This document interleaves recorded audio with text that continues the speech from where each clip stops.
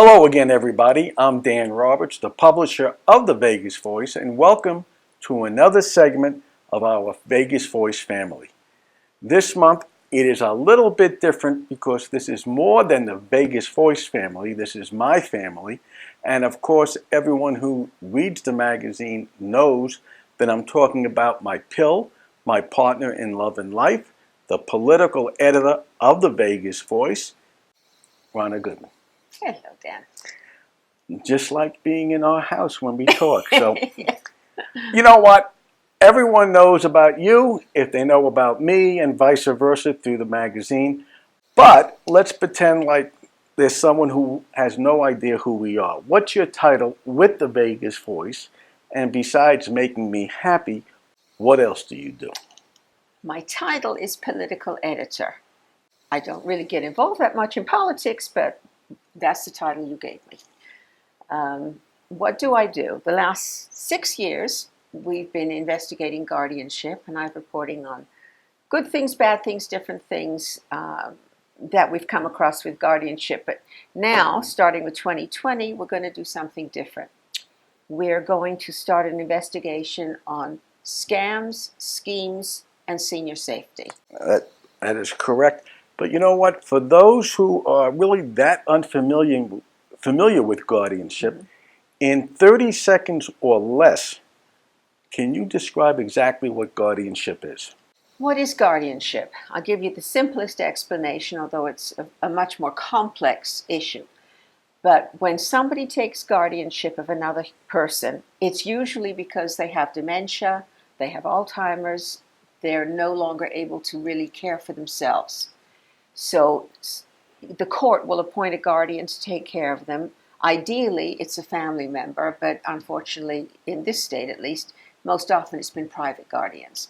And what that means in a nutshell is that the person who has guardianship has control of everything in your life. They become you. Right. And when it's done for the right reasons, then it's a good thing because they're there to take care of that person. We have found during the 6 years we worked on the guardianship issue that it became an easy way to take everything a senior has from their estate, and nobody was watching. You know, the most amazing thing about it, with all the amazing things that we uncovered, is that the original for-profit private guardian, the real bad guy, is Jared Schaefer. Correct. And yet, you've known him for a number of years. I went to school with him. Yeah. We both went to Las Vegas High School here in town. He was a bad kid then, and he hasn't turned into a much better human being in his adult years either.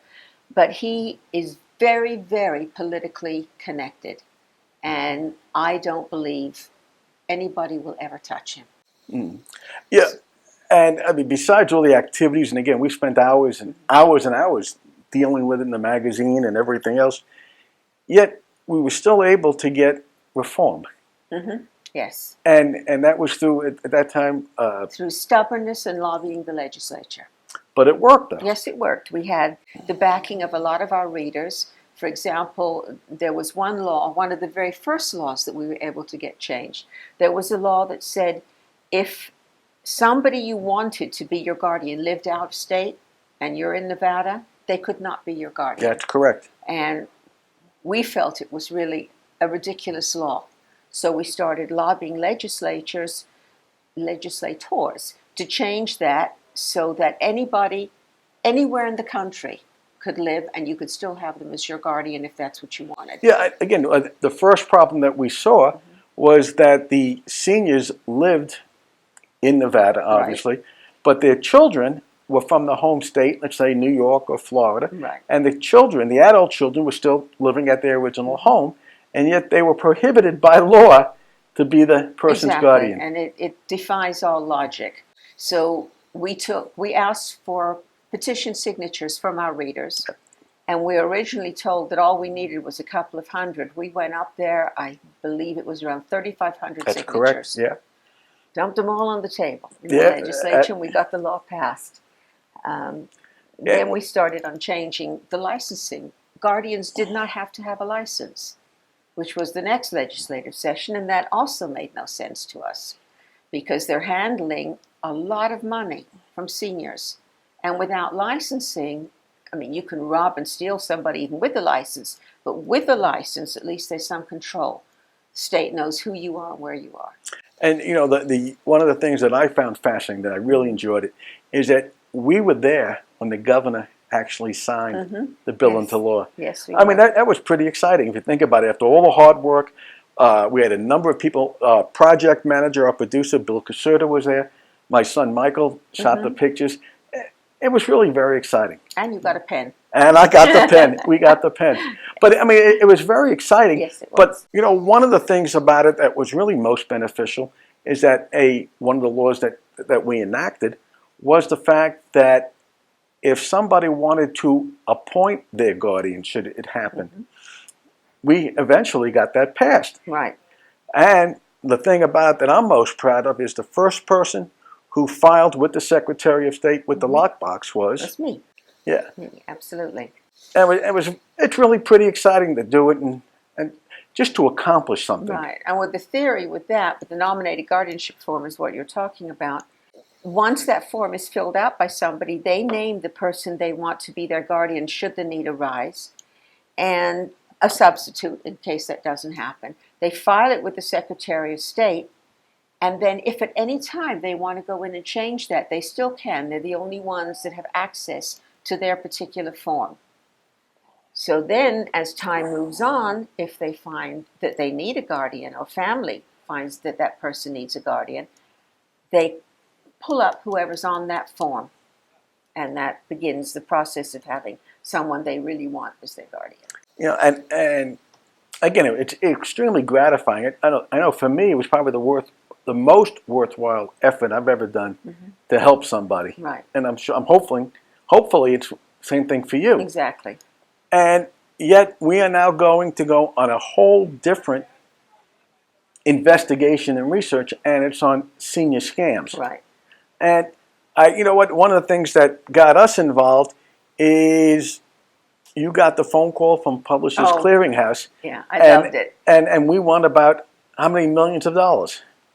$3,150,000 and a new Mercedes. And a new But Mercedes. they never mentioned the roses. Right. I wanted the roses. Explain what the Publisher Clearinghouse scam is. Okay, I get a phone call one day, and I had plenty of time, and I was in a playful mood that day. He called, and he called me by name, and he said, "I'm from Publishers Clearinghouse. Do you know what that is?" I said, "Of course I know what that is. Everybody does." He said, "Well, I'm thrilled to tell you you have been chosen as our winner. Somebody will be at your home at 3 o'clock today with a cashier's check for $3,150,000 and a new Mercedes." At that point, I got up and started walking towards your office with him on speaker. And I said, "That's fabulous. I'm so glad to hear that." He said, "And here's another surprise for you. Publishers Clearinghouse is paying the income taxes on it, or at least 90%. So all you have to come up with in order to get your cashier's check is the difference." And I said, "The difference is what?" And I don't remember the figure he came up with, but you held up 4 fingers for me. And I said, "All I can come up with is 4,000. And he says, "Not a problem. When they get there with your cashier's check, my men will accompany you to the bank, deposit your cashier's check, give them the 4,000, and that's it." And by the way, whose voice do I hear in the background? And I said, "That's my husband. He's an investigator with the FBI on frauds." Bing, he hangs up the phone instantly. So we're still working. We're not retired yet No, because we not didn't get the money. retired yet, and I'm still waiting for my roses. There you go. You're still waiting for it. And yet, as much as we kid around about it, we have discovered in a very short time that there are a great deal of scams, and Oh, people yeah. really do get hurt by it. Yes, they do. A lot of people, well, my own mother, when she was alive, I can remember her coming into my office and saying, "Look, I won the Publishers Clearinghouse." And I looked at it in the fine print where it says may. I said, "No, Mom, look here. You may have won." "No, you don't know what you're talking about." And that's how so many seniors, because they tend to be very gullible, keep sending in checks for magazines and magazines, thinking the more they buy, the better their chances of winning. It doesn't happen. Doesn't happen. No. You know, and one of the scams that you helped me with getting out is that I received a phone call about a month or so ago from my grandchild telling me that I'm in the that they're in Yes, Mexico. yes. They've been arrested, and what can you do to make the bail? And they wanted $1,000. And I was talking to them, and I was negotiating with them, and I was really worried. And yet, you reminded me that I don't have any grandchildren. No, you don't. So we knew that was a scam. But all these things are happening now, and really there hasn't been a centralized source for information, and that's, I guess, what we're hoping to do. Exactly. And even the do not call line. How many years has it been when the Fed started saying call the do not call line? I cannot tell you how many phone numbers and documents I've submitted to the do not call line, and they don't seem to do anything. Right. The people still call many times during the day. I have one phone number listed on my cell phone. They call every single morning between 7 and 8:30. And I know that's something that we are absolutely determined to get to the bottom to and see what we can do to figure this out. Right. Anyway, our time is short.